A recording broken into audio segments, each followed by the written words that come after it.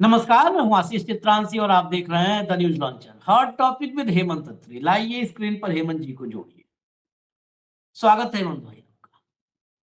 कल भारत में सबसे पहले जो वेनेजुएला में अमेरिका और अमेरिका के राष्ट्रपति डोनाल्ड ट्रंप की कारस्तानी थी, अति थी, साम्राज्यवाद का एक जीता जागता उदाहरण था। हमने दिखाया, उसको चर्चा भी की थी। तब से अब तक गंगा में पानी काफी बह चुका है और अब भारत पर चर्चा केंद्रित होने लगी। भारत के 56 इंच वाले सर्वाधिक लोकप्रिय अविनाशी महामानव श्री नरेंद्र दामोदर दास मोदी, श्री श्री 1008 लगाना मैं बस भूल गया हूं। अब उनके 56 इंच की छाती में कितना कलेजा है, कितनी हिम्मत है, इस पर सवाल हो रहा है। और सवाल इस पर हो रहा है कि जब ग्लोबल विलेज में तब्दील हो चुकी दुनिया में कोई संकट या महासंकट आता है तो दुनिया की सबसे बड़ी आबादी वाला देश 24 घंटे तक सिर्फ पानी पीता रह जाता है, गले की खुश्की मिटाने के लिए कुछ बोल ही नहीं पाता। सोचिए, दुनिया की सबसे बड़ी आबादी वाला देश है। अब एक रिस्पॉन्सिबिलिटी है कि हम दुनिया में संकट महासंकट आए, मानवाधिकारों को कुचला जाए, लोकतांत्रिक अधिकारों का दमन किया जाए, तो हम बोले, हम अपना स्टैंड क्लियर करें। लेकिन ना, मुंह से आवाज ही नहीं। इसीलिए आखिरी लाइन आपको दिखेगी कि साहेब का ढोल फट करके छितरा गया। साहेब का ढोल फट गया तक बहुत बार लिखा और पढ़ा हम लोगों ने, अब ये छितरा गया है। दरअसल राष्ट्रपति जेल में है, डिटेंशन सेंटर में, मदुरो। पब्लिक सड़कों पर है। फ्रांस से लेकर के वेनेजुएला, क्यूबा और दूर की बात छोड़ दीजिए, आप अमेरिका में भी पब्लिक सड़कों पर। राष्ट्रपति जेल में, पब्लिक सड़कों पर। मेयर, अभी नया नया चुना गया एक मेयर ममदानी, ट्रंप को फोन मिला करके हड़का देता है कि गलत कर रहे हो। और 56 इंच की छाती वाला महामानव, उसकी जुबान नहीं खुलती है। वो अमेरिका या ट्रंप का नाम नहीं लेता है। 24 घंटे के बाद एक प्रेस विज्ञप्ति जारी होती है जो पूरी दुनिया से, मेरे पास सारी करीब 15 बड़े देशों की विज्ञप्तियां मेरे पास हैं, स्टैंड उनके हैं रिटर्न में। वो दिखाना बहुत जो है लंबा हो जाएगा, एक को पढ़ करके लाना। लेकिन सारे देशों के, जब जितने दुनिया के महत्वपूर्ण देश हैं, सबने स्टैंड साफ क्लियर कर दिया अपना। भारत का स्टैंड क्लियर नहीं था। इतने देर से एक रिएक्शन आता है, एक विज्ञप्ति जारी की जाती है, आप वो पढ़ेंगे ना तो आप हैरान रह जाएंगे।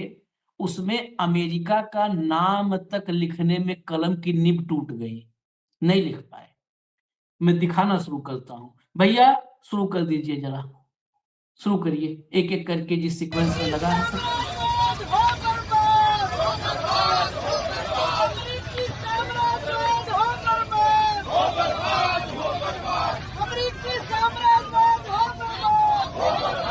ये भारत की तस्वीर है, मैं शुरू भारत से कर रहा हूं। वही देश, जिस देश का स्टैंड ही, जिस देश की सरकार का स्टैंड नहीं साफ है, उस देश की सड़कों पर ये देखिए आप संख्या। उस देश की सड़कों पर सैकड़ों हजारों लोग उतर आए अमेरिका के खिलाफ। वेनेजुएला में लोकतंत्र को जिस तरह कुचला गया, उसके समर्थन में। हालांकि दुनिया में बहुत सारे एक्सपर्ट और भारत में भी बहुत सारे एक्सपर्ट ऐसे बैठे हैं जो बताते हैं कि मदुरो जो है वो जबरदस्ती बेईमानी से वहां पर वोट चोरी करके बैठा हुआ था, वोट चोरी करके बैठा हुआ था और वोट चोरी किया था। इस अब जो है उसको निकाल करके बाहर फेंक दिया गया। यह भी जब बोला जाता है तो आप समझ लीजिए भीतर तक कलेजा हिल जाता है भारत में, कि अगर वोट चोरी पर ऐसे होने लगे, उठा करके बाहर फेंकने लगे कोई, तो सोचिए। ये खैर, ये भारत है। अगला, आगे बढ़िए, आगे बढ़िए।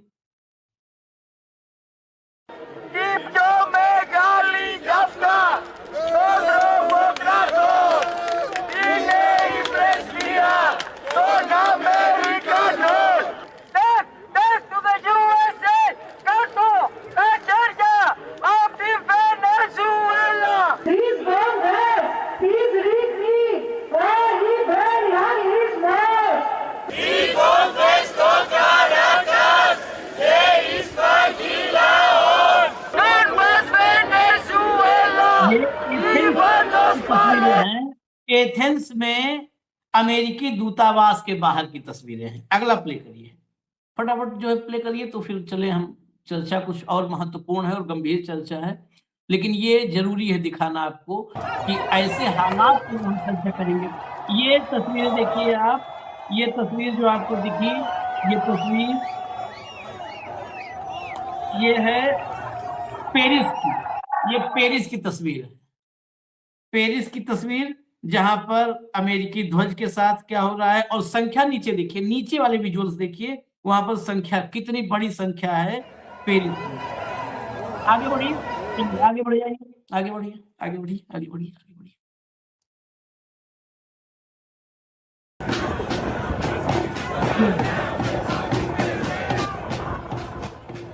यहाँ भी देखिए संख्या, ये न्यूयॉर्क है। अभी तक हम पेरिस, एथेंस और भारत की बात कर रहे थे, अब न्यूयॉर्क पहुंच गए।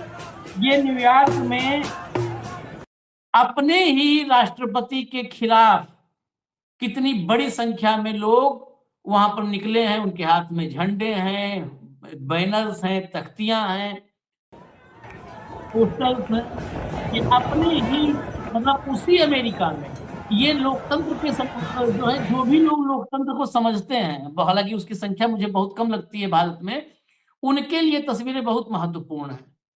यहाँ पर भारत और बांग्लादेश के बीच जबरन एक माहौल बना करके कोई वोट बैंक तैयार करता है, मोदी का इकोसिस्टम, भाजपा ही, और कोई कह दे वहां पर, आईना दिखा दे कि यहाँ क्या कर रहे हो तुम अखलाक के साथ, क्या कर रहे हो कश्मीरी विक्रेताओं के साथ, तो सब जो है झुंड बना करके इसे कुकुर झोंझों करने लगते हैं, टूट पड़ते हैं कि देशद्रोही।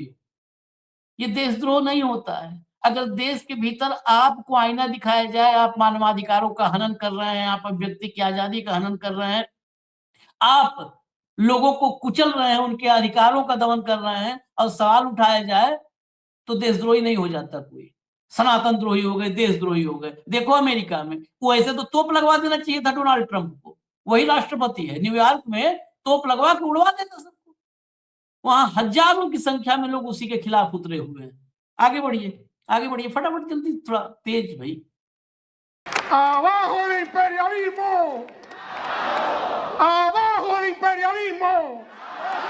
Abajo el imperialismo genocida, inmoral y fascista. Este acto de terrorismo de Estado que acaba de ocurrir en Venezuela es un atropello escandaloso a las normas del derecho internacional. तो आवाज डाउन कर दीजिए। ये क्यूबा के राष्ट्रपति हैं जो आपको दिख रहे हैं पोडियम पर, क्यूबा के राष्ट्रपति, और सामने क्यूबा की आवाम हजारों की संख्या में चौराहे पर खड़े होकर के वेनेजुएला का समर्थन, और अमेरिका को खुलेआम यहाँ पर चौराहे से चुनौती दी जा रही है। ये क्यूबा है। आगे बढ़िए, चलिए फटाफट आगे बढ़िए।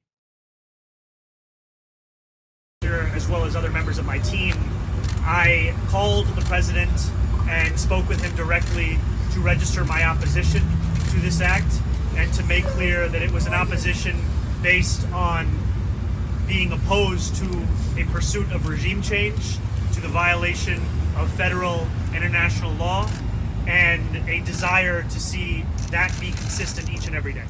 And what was his response to you in that conversation? I registered my opposition, I made it clear, and we left it at that. ये न्यूयॉर्क के नवनिर्वाचित मेयर ममदानी है। ममदानी ने क्या कहा कि मैंने ट्रंप को फोन करके अपना विरोध रजिस्टर करवाया और सख्त शब्दों में कहा कि संघीय कानूनों और अंतरराष्ट्रीय कानूनों, फेडरल एंड इंटरनेशनल लॉज के अगेंस्ट आप काम कर रहे हैं, ये गलत कर रहे हैं आप। ये एक मेयर ने दुनिया के सबसे ताकतवर राष्ट्राध्यक्ष को फोन करके सीधा विरोध जता दिया। यह भी डेमोक्रेसी की पहचान है, ये डेमोक्रेसी होती है।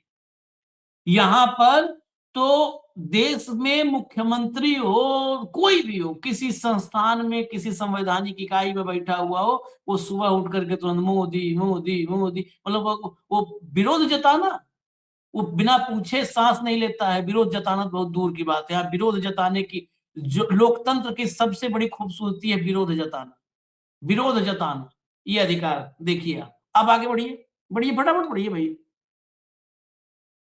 ये मामला ड्रग्स या डेमोक्रेसी का नहीं, तेल का है। वेनेजुएला पर एक्शन को लेकर ट्रंप पर बरसी कमला हैरिस।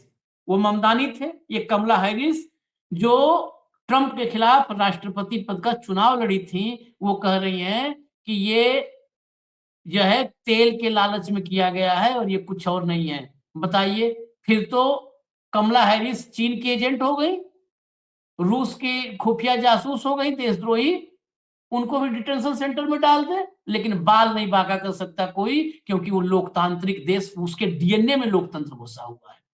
अभी देखिए आगे रास्ता और भी कठिन है, क्योंकि आगे आगे ये चीन की हेडलाइन, चीन की तरफ से जो अलग अलग देशों से आ रहा है, रिएक्शन आ रहा है। चीन ने अमेरिका से वेनेजुएला के राष्ट्रपति मादुरो और उनकी पत्नी को तुरंत रिहा करने की मांग की है। दोनों अमेरिका की हिरासत में। चलिए आगे बढ़िए, आगे बढ़िए, आगे बढ़िए, आगे बढ़िए।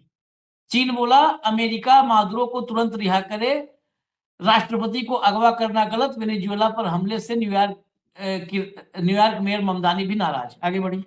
ये देखिए, ये चीन ने अपना ऑफिशियल जो विरोध जताया है, ये है वो विरोध, ऑफिशियल विरोध जताया, और सीधा सीधा लिखा है इसमें, It's reported that the US launched military strikes on Venezuela and Donald Trump posted on Truth Social that the US has successfully carried out a large-scale strike against Venezuela and its leader, President Nicolas Maduro, along with his wife, have been taken and flown out of the country. What's China's comment?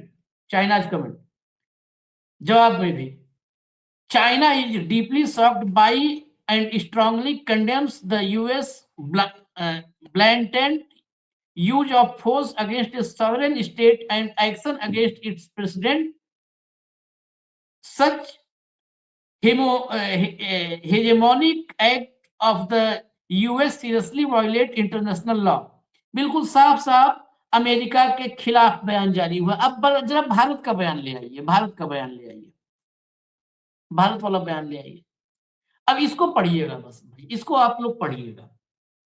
Press release on recent developments in Venezuela. यहां पर ना strike है, न राष्ट्रपति को kidnap करना, कुछ नहीं। रिसेंट डेवलपमेंट, वही डेवलपमेंट सबका साथ सबका विकास 11 साल से जो चल रहा है, रिसेंट डेवलपमेंट। 4 जनवरी 26, recent developments in Venezuela are a matter of deep concern. We are closely monitoring the evolving situation. इसमें पढ़िएगा, कहीं ट्रंप का नाम आएगा तो आप लोग बताइएगा हमको भी, हम पढ़े तो नहीं आ रहा है। India reaffirms its support to the well-being and safety of the people of Venezuela. We call upon all concerned to address issue peacefully through dialogue, ensuring peace and stability of the region. तीसरा, the Embassy of China in Caracas is in contact with members of the Indian community and will continue to provide all possible assistance. New Delhi 4 जनवरी 26। ये release पढ़ के इस दुनिया में कोई ऐसा व्यक्ति हो जो बता दे कि अमेरिका ने वेनेजुएला पर अटैक करके उसके राष्ट्रपति को उठा लिया। मुझे तो ऐसा लग रहा है कि मंगल से अटैक हुआ, एलियंस आए थे। किससे बातचीत कर ली? यहाँ इतना तो लिख दिया होता कि ट्रंप से बातचीत कर लो, इतना नहीं लिख पाए। हेमंत भाई, इसे आप मतलब, अब हमको तो यही लगता है कि ये डरपोक होने की मतलब एक पराकाष्ठा जो होती है वहां तक है। आप अब इतने बड़े 143 करोड़ लोगों का देश है, ये नहीं लिख पा रहे हो कि अमेरिका स्ट्राइक्स ऑन वेनेजुएला, इतना भी नहीं लिख पाए। और 24 घंटा से ऊपर के बाद इतना लिखे हैं। ये लिखना था तो पहले घंटे में लिख दिए होते। इतना क्यों आखिर क्या फॉरेन पॉलिसी में कहां पर हम लोग डंका बजा रहे हैं? आशीष भाई नमस्कार, आपको सारे दर्शक साथियों को भी। आपने बहुत गंभीर सवाल पूछ दिया। अंतर्राष्ट्रीय कूटनीति का मसला है और बड़ी बड़ी बातें, बहुत बड़े इश्यूज हैं, पढ़ते हैं लिखते हैं सारी बात। लेकिन मेरे को एक छोटा सा किस्सा याद आ गया, अगर आप आज अनुमति दें तो 2 लाइन का एक किस्सा। बिल्कुल भैया, बिल्कुल। हमारे हरियाणा में एक व्यक्ति के घर में रात को चोर घुस गया, आधी रात को। उसकी पत्नी जाग गई और उसने उसको कोहनी लगाई कि कोई चोर है अंदर। भाई साहब फिर चुप। उसने फिर कहा कि चोर है। हम्म। तीसरी बार उसने फिर जोर से गोली मारी कि चोर घुस गया अंदर। तो उसने, कैसा मर्द है तू, उठता क्यों नहीं? उसने कहा, मर्द मैं तेरा हूं, चोर का नहीं हूं। तो मोदी जी 56 इंची, मोदी जी डंकापति, मोदी जी विश्व गुरु भारत के हैं। आपने गलत ले लिया। 36 घंटे बाद रिएक्शन कर तो दिया। Developments in Venezuela. वेनेजुएला। कौन से डेवलपमेंट? जिक्र ही नहीं। कोई राष्ट्रपति पकड़ा नहीं पकड़ा, कैसे ऑप हुआ, इस तरह का अपहरण होना चाहिए नहीं होना चाहिए, कानूनी है नहीं है, निंदा है क्या है, कुछ नहीं है। बोलचाल करके मामले को निपटा लेना चाहिए, बस खत्म। एक ये है। एक दूसरी कल्पना और करिए, एक देश का प्रधानमंत्री, भारत, दुनिया की चौथी बड़ी अर्थव्यवस्था, ठीक? क्या भागवत, क्या मोदी, क्या अपने अमित शाह, क्या राजनाथ क्या बोलते हैं कि मोदी जी से पूछे बिना परिंदा पर नहीं मारता पूरी दुनिया के अंदर। सारे नेता मोदी जी की तरफ देखते हैं। मोदी जी ने ट्रंप का नाम लिखा हो कहीं, अमेरिका की घटना की निंदा की, वेनेजुएला की निंदा की, किसी का कुछ किया हो, इससे क्या निकालोगे आप? ये 36 घंटे बाद ये रिएक्शन आया है। दिस इज डिप्लोमेटिक भाषा, ये कोई पॉलिटिकल भाषा नहीं है। ये दुनिया की चौथी बड़ी आर्थिक महाशक्ति की भाषा नहीं है। ये दुनिया के, जैसे आपने कहा, दुनिया की सबसे बड़ी आबादी वाले देश की भाषा नहीं है। ये किसकी भाषा है? एक सामान्य डिप्लोमेट की। ये कोई प्रवक्ता भी जारी कर देता है। और आपने देखा 36 घंटे बाद आया है, क्योंकि कल सुबह अर्ली मॉर्निंग भारतीय समय के अनुसार लगभग 2 बजे के आसपास अटैक हुआ था। उसके बाद आज आया है 2 बजे के आसपास। तो ये सारी परिस्थिति कुछ कह रही है, और कह ये रही है कि मोदी जी इन वेनेजुएला के झगड़ों में, अमेरिका के झगड़ों में ज्यादा पड़ने के मूड में है नहीं। उनको यहाँ, अपने यहाँ बहुत महत्वपूर्ण कामों में बिजी है वो और उनके भक्त बहुत महत्वपूर्ण कामों में लगे हुए। क्या दावे करते हैं? विश्व गुरु है मोदी जी, पूरी दुनिया में डंका बजता है, सारी दुनिया में उनका जय जयकार है। ग्लोबल साउथ को लीड करते हैं, कहते हैं ग्लोबल साउथ को मोदी जी लीड करते हैं। उनके सेल्फ पीआर, हाँ, उनके सेल्फ पीआर के अलावा, प्रोपगेंडा के अलावा कुछ और दिखा है आपको वर्ल्ड अफेयर्स के अंदर मोदी जी का योगदान हाल फिलहाल के दिनों में? और वेनेजुएला पे जो ये अटैक है, ये कोई छोटी घटना नहीं है। लेकिन मोदी जी के लिए इससे बड़े, मोदी जी, उनके भक्तों, उनके इकोसिस्टम, उनके आईटी सेल, उनके पास इससे बहुत ज्यादा महत्वपूर्ण काम है जो आप नहीं समझ पाते हो। आप जबरदस्त, आप और मैं और हम सारे मोदी जी के अंधविरोध में लगे रहते हैं, ऐसा उनके चेले कहते हैं। अब मोदी जी किन कामों में बिजी हैं वो भी आपको पता होना चाहिए। मोदी जी आईपीएल जो होने वाली है, उसमें क्रिकेटर्स पर बैन, बांग्लादेशी क्रिकेटर पर नाम हटवाओ उसको, ठीक?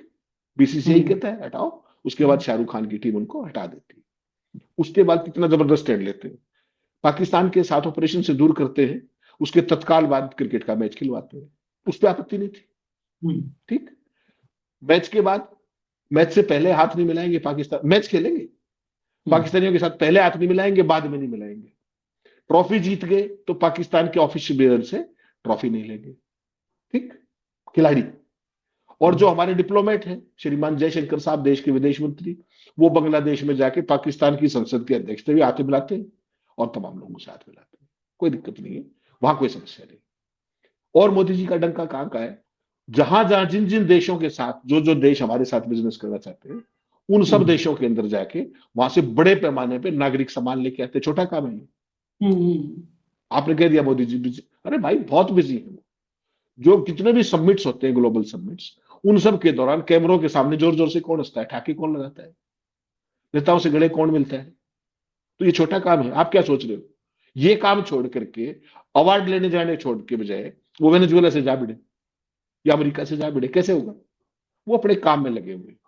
जहां भी ट्रंप होते हैं, मोदी जी जाते ही कहीं, जाना छोड़ दिया। पहले हाउडी मोदी करते थे, नमस्ते ट्रंप करते थे, हवन कराते थे भक्तों से। अब जहां ट्रंप होते हैं वहां जाते ही नहीं। और कहां बिजी है? दुनिया में कहीं भी जाना हो, भाजपा और संघ के समर्थकों से अपनी जय जयकार, डांस, चीयर लीडर्स, ये कोई छोटा काम है? तो मोदी जी इन कामों में बिजी। ये जो सारा प्रोपेगेंडा तंत्र है, इससे आप भक्तों के तो चीयर लीडर, उनकी चीयर लीडिंग तो स्वीकार कर सकते हो, उनके नजरों में बड़े हो सकते हो, लेकिन सुपर पावर ऐसे नहीं बना करते, विश्व गुरु ऐसे नहीं बने जाया करते, ग्लोबल साउथ का लीडर ऐसे नहीं बना जाता। लीडर होने का मतलब क्या होता है आशीष भाई? ग्लोबल मुद्दों पर स्टैंड लेना। दुनिया के, आज आप वेनेजुएला के मुद्दे पे नहीं बोल रहे, कल आपके मुद्दे पे कौन बोलेगा? आपके ऑपरेशन सिंदूर के मसले पे आपके हाथ कौन आया था? तो कहाँ कौन कोई आया था बोला आपके ही हाथ? था, सब जान चुके हैं।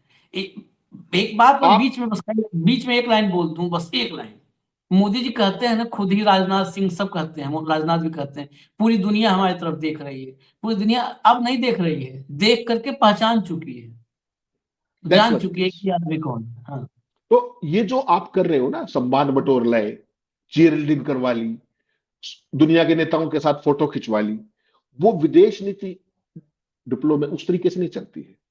ला ला कर दूंगा, सोशल मीडिया का ये कर देंगे, पोमेरियन मीडिया जय जयकार कर देगा। This is not diplomacy.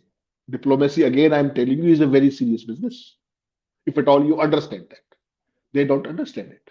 उनको पता ही नहीं इन चीजों से क्या होता है। उनको तो डंका बजाना है। आपने एक खिलाड़ी बांग्लादेश का, उसको टीम से बाहर करवा दिया, शाहरुख खान की। तो हम्म, आपको पता है, सोच सकते हैं आप बांग्लादेश ने क्या किया हमारे साथ? हम्म, बांग्लादेश ने T20 में भारत में खेलने से ही मना कर दिया। सोच सकते हैं आप? बहुत बेइज्जत कर रहा है। बांग्लादेश जैसा देश कहता है कि हम भारत में T20 का वर्ल्ड कप नहीं खेलेंगे, हमारे मैच श्रीलंका में करवा दो। अब आप सोचिए। और उस सब के बाद मोदी जी, हमारा विदेश मंत्रालय, मदुरै के अपहरण पर अमेरिका की कार्रवाई पर कोई टिप्पणी नहीं कर रहा, एक शब्द नहीं कर रहा, हम्म, चिंतित है वो। ठीक। और उसके अलावा भारतीयों के लिए ट्रेवल एडवाइजरी जारी करके पल्ला झाड़ लिया। आप सोचिए, हम्म, ये पूरी स्थिति कुछ कह रही है। अपने एक साथी हैं, आप भी जानते होंगे, हमारे पुराने साथी है सौमित्र राय, उनसे मैं चर्चा कर रहा था। मैंने कहा, सौमित्र भाई ये क्या है? तो उन्होंने कहा कि साहब आप पूरे खेल को देखिए जरा बारीकी से। मैंने कहा क्या हुआ? तो उन्होंने पूरा घटनाक्रम, जैसे और बड़ा इंटरेस्टिंग लगा मुझे, उन्होंने कहा कि मोदी जी की बोलती ऐसे ही बंद नहीं है। वो मोदी की, वो ना तो ट्रंप की तारीफ कर सकते, हिम्मत नहीं है, और मोदी का निंदा करने के लिए हौसला चाहिए, वो भी नहीं। और चिंता सबसे बड़ी आशीष भाई बात क्या है? भारत के पास इस समय ब्रिक्स की अध्यक्षता है।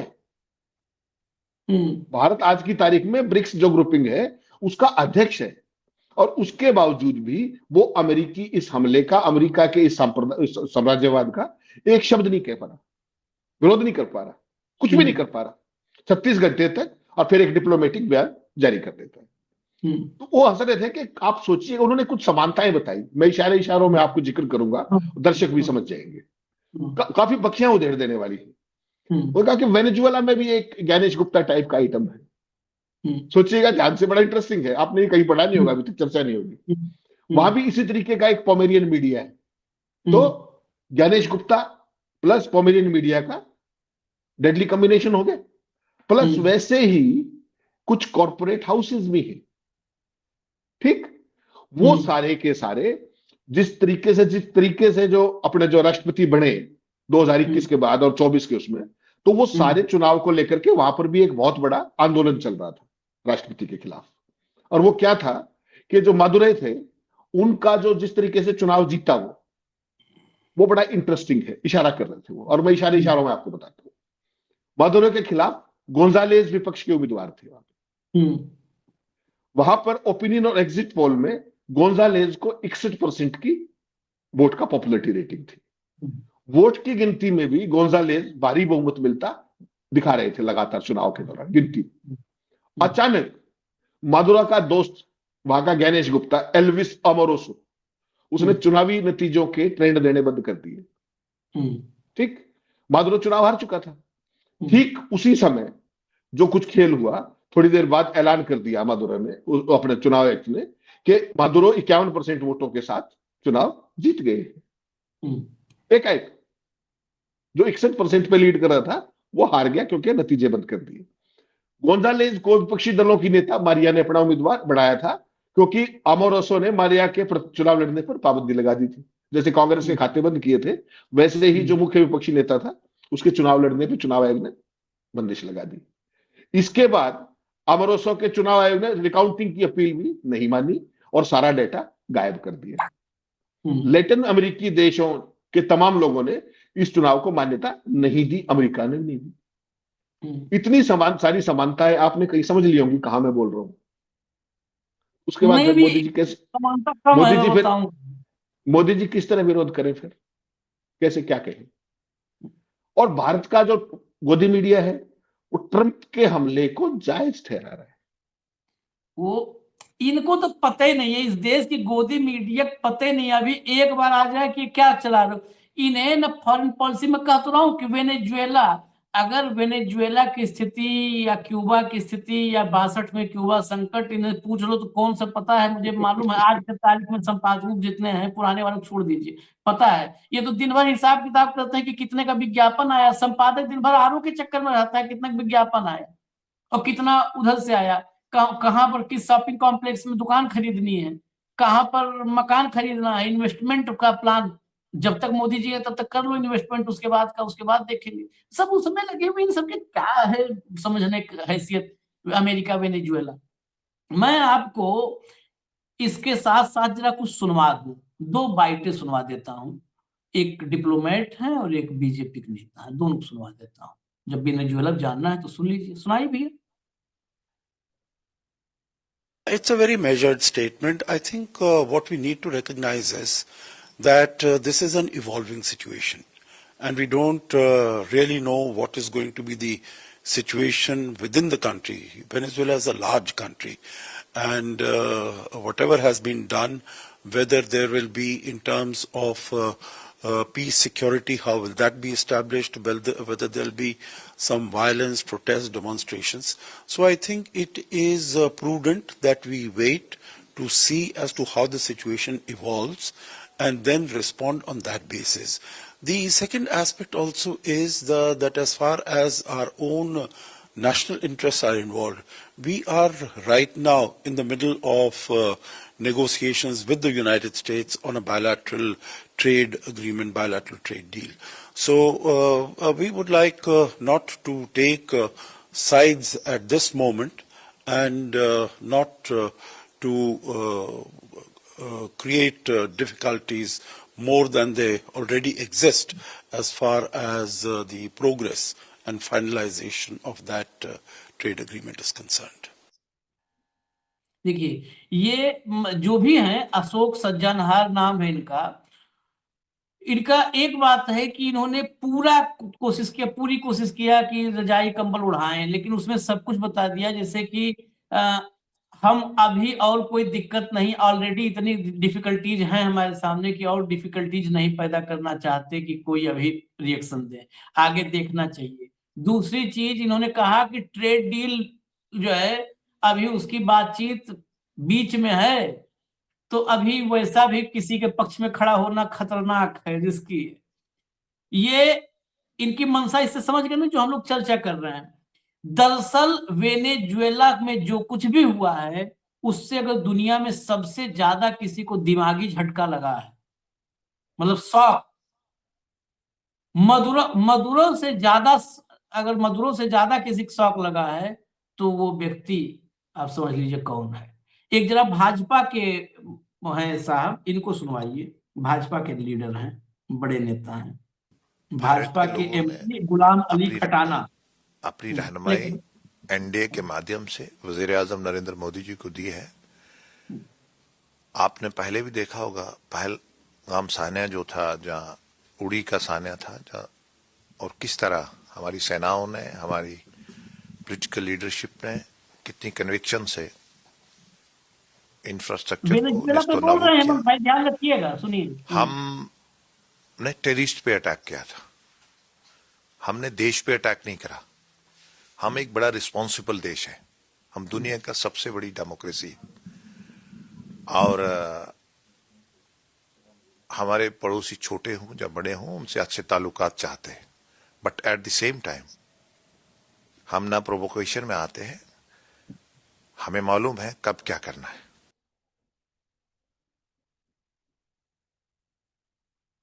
बिल्कुल सही कह रहे हैं। वो वेनेजुएला बोलना था, इनको वेनेजुएला बोलना था। इन्होंने साबित कर दिया, इनका नाम कुछ भी हो लेकिन इन्होंने साबित कर दिया कि ये नागपुर में पूरी ट्रेनिंग प्राप्त कर चुके हैं। बिल्कुल, इसमें कोई शक नहीं। ऊपर से नीचे तक आशीष भाई जो सिस्टम है ना, एक चीज तो हम सबको सीखनी चाहिए, एक चीज तो सीखनी चाहिए कि कुतर्कों में कहीं कोई भेद नहीं मिलेगा आपको।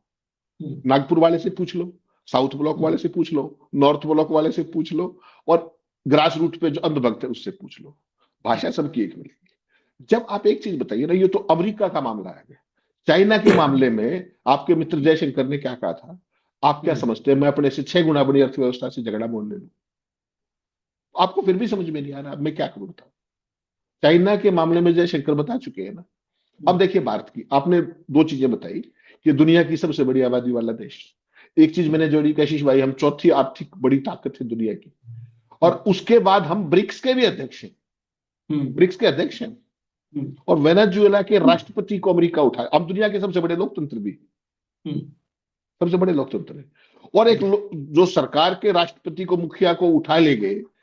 ममदानी ये कह रहे हैं, न्यूयॉर्क के जो मेयर है, राष्ट्रपति को फोन करके, एक मेयर ट्रंप को फोन करके कह रहा है कि you are indulging into an act of war. Phone करके कह रहा है वो, और आपसे बयान भी जारी नहीं हो रहा। आप ग्लोबल साउथ के भी नेता जो भक्त बताते हैं, पूरी दुनिया में आपसे पूछे बिना कोई फैसला नहीं हो सकता। तो अब ये भी बताएं भक्त क्या क्या मोदी जी से पूछ के किया था क्या, जो मादुरो को उठाने गई अमेरिकी सेना? हो सकता है मोदी जी ने आइडिया बताया हो, या राम भद्राचार्य ने बताया हो। मोदी को टिप्स देते, मैंने भेजा आपको, कंट्रोल रूम को भेजा था, वो दिखा दे। ये देखिए क्या कह रहे राम भद्राचार्य। पहलगाम हमले के बाद पीएम ने मुझसे ली थी अटैकिंग स्ट्रेटेजी। अब बताइए, तो आपके यहां भाई साहब ये सिस्टम चल रहा है आशीष भाई, आप उस सिस्टम को समझिए। मुझे आपको तो गाली, हमारे हिस्से में तो गालियां आ गई, हमारे हिस्से में गालियां आ गई। छोटे, आपने क्यूबा के राष्ट्रपति का जो वीडियो दिखाया, आपको पता है कहां का है वो? अमेरिकन एम्बेसी के सामने प्रदर्शन को राष्ट्रपति लीड कर रहे हैं। हाँ, अमेरिकन एम्बेसी के सामने प्रदर्शन है वो, जहां क्यूबा का राष्ट्रपति बोल रहा है। आप 15,000 किलोमीटर, 14,000 किलोमीटर डीसी से, वाशिंगटन डीसी से दिल्ली में बैठ के एक बयान जारी करके ये नहीं कह सकते कि आप एक्ट ऑफ वार कर रहे हैं। भैया वो भी नहीं, यूएस नहीं लिखा, यूएस नहीं लिखा है, अमेरिका नहीं लिखा है, ट्रंप नहीं लिखा है ना आर्म्ड एग्रेशन नहीं लिखा। This is an armed aggression, this is an attack on sovereignty of a nation. UN charter से लेकर के, अमेरिका के संविधान से लेकर के, पूरी दुनिया में कहां लिखा हुआ है कि आप कोई भी बहाना बता करके और किसी देश के राष्ट्राध्यक्ष को उठा लाओ? इस तरीके अपहरण है ये। और अब अमेरिका की एक टॉप आर्मी अफसर ने, जो कमला हैरिस वाली बात आपने दिखाई ना, वो अमेरिका की एक आर्मी अफसर ने, लेडी अफसर जो मेजर जनरल रैंक की, उसने कह दिया कि आतंकवाद का कोई चक्कर नहीं है, ड्रग्स का कोई चक्कर नहीं है, हमें वहां पर ऑयल चाहिए, हमें रेयर मिनरल्स चाहिए, हमें वहां से गोल्ड चाहिए। This is all about business. ये अमेरिका की सेवारत मेजर जनरल रैंक की अफसर कह रही है, कमला हैरिस तो कह ही रही है। अब मैं आपको एक दूसरी लाइन कहता हूं, मेरा आप तो देखो घोषित राष्ट्रद्रोही है, इसमें तो कोई शक नहीं। ये जो ममदानी है वो भी घोषित राष्ट्रद्रोही है। कमला हैरिस से लेकर के पूरे अमेरिका के अंदर हर शहर में आज सुबह से प्रदर्शन हो रहे हैं। आज कल रात से सॉरी, हमारे यहाँ के समय से कल रात से वहां पर किसी ने भी अपने राष्ट्रपति की इस कार्रवाई, जिसने भी विरोध किया, किसी ने उनको राष्ट्र विरोधी कहा, चाहे वो कमला हैरिस हो चाहे ममदानी हो। डेमोक्रेटिक वैल्यूज वो होती है कि अमेरिका हमलावर है और उसी के देश में अमेरिका का विरोध हो रहा है, ट्रंप का विरोध हो रहा है, और कोई राष्ट्रद्रोही नहीं है। आप और मैं इस पर चर्चा भी कर रहे हैं, हमें भी गालियां पड़ेंगी। क्यों? हम यहां बैठ करके डेमोक्रेसी की बात कर रहे हैं, अमेरिकन एग्रेशन की बात कर रहे हैं, अमेरिकन साम्राज्यवाद की बात कर रहे हैं, हमारे को गालियां पड़ेंगी। उनको ये नहीं पता कि इससे होने क्या जा रहा, पूरी दुनिया में अराजकता फैलने वाली है जो अमेरिका ने किया। कल को यही काम चीन कर देगा वियतनाम के साथ, ठीक? यही काम पुतिन कर देंगे यूक्रेन के राष्ट्रपति जेलेंस्की के साथ, फिर क्या करोगे आप? और सारे बड़े देश, छोटे वाले जो जिनके जो खटकता है वो सारे कर देंगे, और हमारे वाले बोल नहीं रहे। हमारे वाले केवल चिंतित हैं अपने घटनाक्रम से, वेनेजुएला घटनाक्रम से। अमेरिका का नाम नहीं, एग्रेशन का नाम नहीं, कहीं कुछ नहीं, अपहरण का नाम नहीं राष्ट्राध्यक्ष के।